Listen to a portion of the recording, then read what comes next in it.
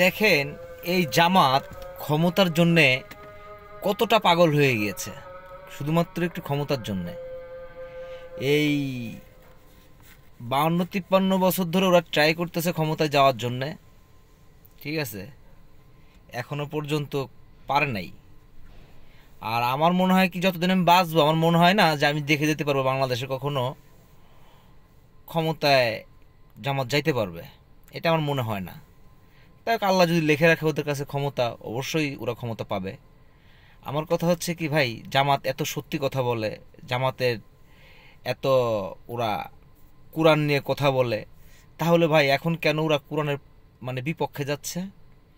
আপনাকে আমি এই কথাটা কেন বললাম কোরআনের বিপক্ষে যাচ্ছে, কারণ দেখেন কিছুদিন আগে অন্য হুজুরা বলতেছে যে পেয়ার নির্বাচন জায়েজ নাই।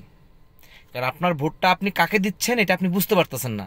আপনি চোরকে দিতেছেন না ভালো মানুষকে দিতেছেন না বাটপারকে দিতেছেন না সিটারকে দিতেছেন, একটা ভোটে একজন এমপি হয়ে যেতেছে, আপনি বুঝতেছেন না যে কাকে ভোট দিতেছেন। এরকমের লজিক দিয়ে অন্য অন্য হুজুরা বুঝাই দিছে। তা আমি আমাদের কাছে একটা রিকোয়েস্ট করব যে এই পেয়ার নির্বাচনের পদ্ধতি যে হাদিসে আছে, ওরা যেরকমের লজিক দিয়ে বুঝাই দিছে, এরকমের ভাই তুমিও জনগণের কাছে এসে ঠিক এরকমের সেম লজিক দিয়ে তুমি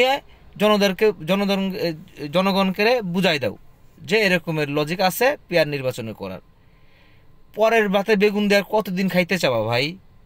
1 বছর খাইতেছে পরের ভাতে বেগুন দিয়ে, আর খাইও না জামাত, আর খাইও না। তোমরা 1971 সময় যেরকমের ষড়যন্ত্র করে আসতে চেয়েছিলে ক্ষমতায়, তোমরা কিন্তু সফল হও নাই, ঠিক আছে? এই বাঙালি জাত তোমাদেরকে সফল হইতে দিবে না। অর্থাৎ মিথ্যা মিথ্যা শুধুমাত্র মানুষের কাছে বিভ্রান্তি করো না, মানুষের সাথে শত্রুতা বাড়ায়ও না। তোমরা যেরকমের আছো, যেরকমের বাংলাদেশে চলতেছে এরকমের চলতে দাও, ঠিক আছে? যেরকমের নির্বাচন এই যে এই 52 বছর ধরে 53 বছর ধরে হয়েছে, সেরকমের নির্বাচন করতে দাও। এই পেয়ার টেয়ার আইনো না ভাই, পেয়ার টেয়ার আইনে তোমাদের লাভ কি? তোমরা 4-5টা সিট পাবা এই লোভে পেয়ার নির্বাচন দিলে তো তাও তো তোরা কোনোদিন ক্ষমতা যেতে পারবি না জামাত। তো তোকে এইসব এত লাফালাফি করে লাভ কি? সে ক্ষমতাতে যাবে বিএমপি, তো তোর এতই কি? আর তুই কি মনে করিস যে আমলিগের প্রায় যে 5 কোটি ভোট আছে, এই ভোট তোকে একটা ভোট দিব, সব ভোট দিব বিএমপি রে, আর না ভোট পচা দিব? তারপরে তোকের মতো মুনাফেকের জীবনে কোনোদিন ভোট দিব না বাঙালি, এই কথাটা মনে রাখিস।